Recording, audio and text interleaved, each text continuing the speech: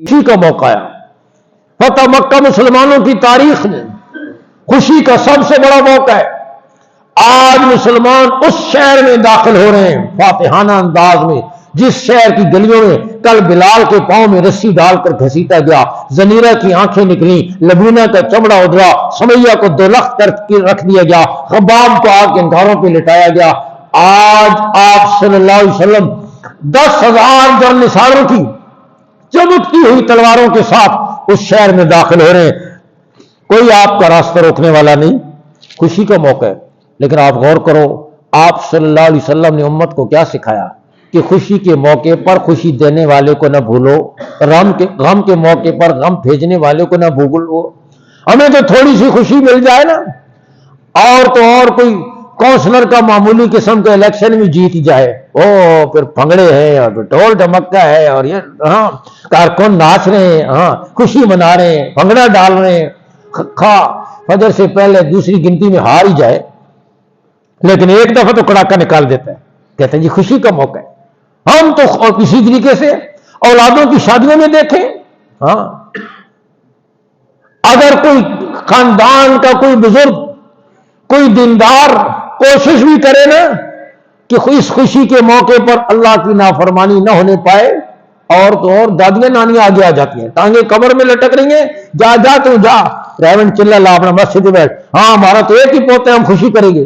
ماموں کہتا ہے میں تیسری بار دبئی میں اور یورپ میں کما رہا ہوں, میرے ایک ہی بھانجے خوشی کریں گے, ہاں تو جا اپنے پاس رکھ اپنی نماز اور اپنی عبادت. کیا مطلب خوشی کریں گے؟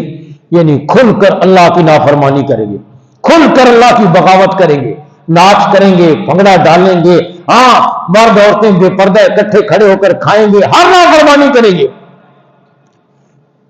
آپے سے باہر ہو جاتے. آپ صلی اللہ علیہ وسلم نے امت کو کیا نمونہ دیا کہ خوشی کے موقع پر بھی اللہ کی طرف رجوع کرو. آپ اونٹنی پر سوار ہیں, آپ صلی اللہ علیہ وسلم نے صحابہ کو دستوں میں تقسیم کیا, مختلف اطراف سے شہر مکہ میں داخل ہو. آپ صلی اللہ علیہ وسلم اونٹنی پر سوار ہیں اور سر مبارک عاجزی سے اتنا جھکا ہوا ہے کہ پالان کی اگلی لکڑی سے پیشانی مبارک لگ رہی ہے. غور کرو, یہ رحمت للعالمین ہے.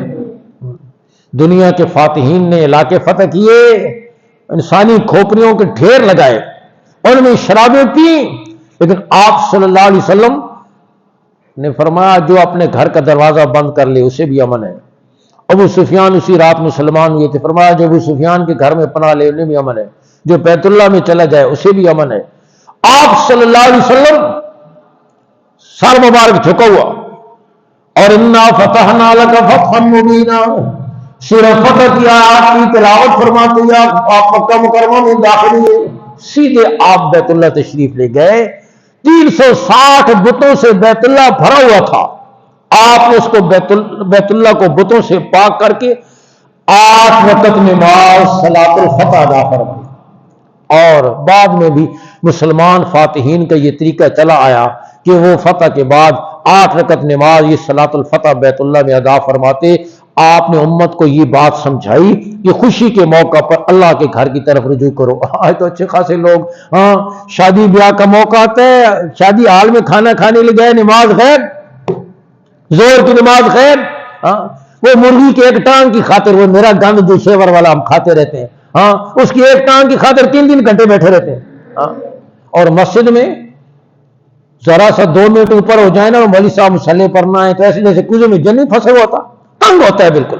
ہاں اور کئی تو سلام پھیرتے ہی بھاگتے ہیں ایسے جیسے یہاں بم پھڑنے والا ہے, اور وہاں بیٹھے رہیں گے. 12 بجے کا ٹائم ہے, کھانا شروع ہوا 3 بجے, یہ بیٹھا ہوا ہے. نماز غیب, جماعت کی نماز غیب, نماز غیب. ذرا سا خوشی کا موقع آئے ہم اللہ کی ذات کو بھول جاتے ہیں. حضور اقدس صلی اللہ علیہ وسلم نے ہر موقع پر خوشی ہو یا غم, آپ صلی اللہ علیہ وسلم نے اللہ کی طرف رجوع سکھایا, اللہ سے مانگنا سکھایا.